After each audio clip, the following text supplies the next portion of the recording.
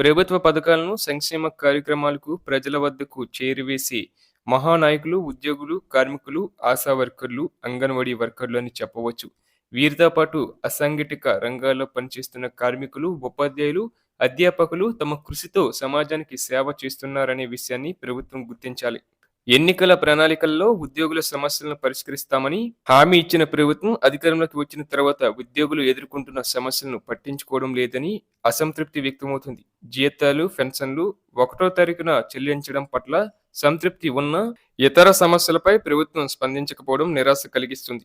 ఉద్యోగుల కరువు భత్తి, డిఏ చెల్లింపు విధానం గతంలో ప్రతి 6 నెలలకు ఒకసారి సవరించబడేది.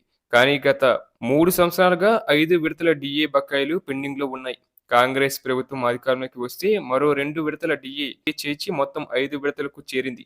10 లక్షల ఉద్యోగులు, ఉపాధ్యాయులు, కార్మికులు, పెన్షనర్లు ఈ సమస్యల పరిష్కారానికి జాయింట్ యాక్షన్ కమిటీ ద్వారా పిలుపునిచ్చారు. ప్రస్తుతం ప్రభుత్వం ఒక్క డిఏ మాత్రమే విడుదల చేసింది.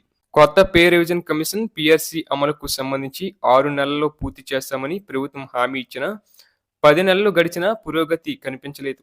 ఉద్యోగులు పీఆర్సీ అమలుపై నిరీక్షణ కొనసాగిస్తున్నారు. నగదు రహిత వైద్య సేవలను అందించే పథకం అంటేనే ఉద్యోగులు ఆరోగ్య పథకం. ఇది అన్ని కార్పొరేట్, ప్రైవేటు ఆసుపత్రుల్లో అమలు అయ్యేలా ఉండాలి. కానీ గత 10 ఏళ్లుగా ఈ పథకంపై ప్రభావవంతమైన చర్యలు తీసుకోకపోవడంతో కార్పొరేట్ ఆసుపత్రులు ఉద్యోగుల ఆరోగ్య కార్డును పట్టించుకోవడం లేదు.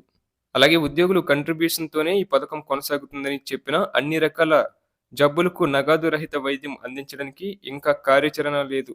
ఇక ప్రస్తుతం ప్రభుత్వం తీసుకోవాల్సిన చర్యలు కనుక చూస్తున్నట్లయితే అన్ని రకాల విడతల డిఏ బకాయిలను వెంటనే క్లియర్ చేయాలి అని కోరుతున్నారు. అలాగే ఉద్యోగుల హక్కులకు వ్యతిరేకంగా జాప్యం జరగకుండా చర్యలు చేపట్టాలని కోరుతున్నారు. ఆరోగ్య కార్డులు వ్యవస్థను బలోపేతం చేయాలి. ప్రభుత్వ ఆసుపత్రులతో పాటు ప్రైవేట్ ఆసుపత్రులను చేర్చుకోవడం ద్వారా సేవలను అందుబాటులోకి తీసుకురావాలి. అసంఘటిత రంగాల్లో పనిచేస్తున్న కార్మికులు, ఉపాధ్యాయులు, ఆశా వర్కర్లు వంటి వర్గాల సమస్యలను పరిష్కరించాలి. ఉద్యోగుల సమస్యలను పరిష్కరించడం ద్వారా మాత్రమే ప్రభుత్వంపై నమ్మకం పెరుగుతుంది. సమయపాలన, పారదర్శకత, సంకల్పం ఉంటేనే ఈ సమస్యలు పరిష్కారానికి దారితీస్తాయి. ఇకనైనా ప్రభుత్వం ఈ అంశాలపై చొరవ చూపి ఉద్యోగులకు భరోసా కల్పించాలని నిరీక్షణలు వ్యక్తమవుతున్నాయి.